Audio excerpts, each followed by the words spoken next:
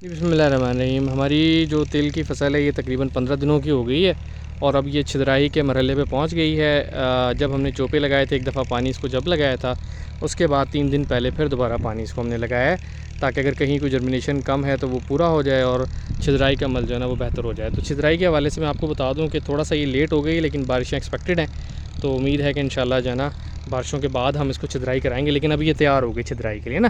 छिदराई में हमने क्या करना है कि पहले देख लेना, ये देखें वाइट फ्लाई का भी अटैक आया हुआ है इसके ऊपर।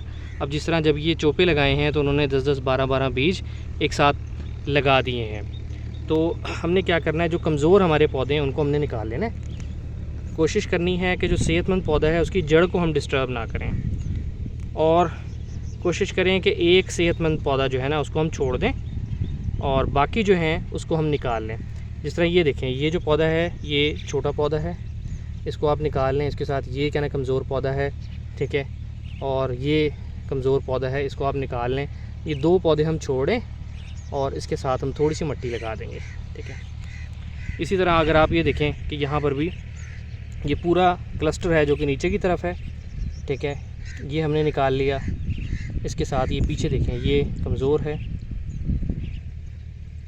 ये 2 पौधे, और यहाँ हमने थोड़ी सी मिट्टी लगा दी। अभी जो है ना कोशिश आपने ये करनी है कि वतर अच्छा होना चाहिए, क्योंकि अगर ज़मीन ड्राई होगी तो उसकी जड़ों को नुकसान पहुँचने का अंदेशा है।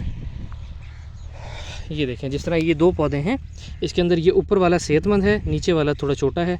इसको हम निकाल देंगे तो ऊपर वाला डिस्टर्ब भी नहीं होगा और ये सिंगल रह जाएगा। तो छिदराई करने से ये होगा कि पौधा जो है उसको ज़्यादा स्पेस मिल जाएगी ग्रोथ करने के लिए, वो न्यूट्रिशन प्रॉपर तरीके से यूटिलाइज़ करेगा।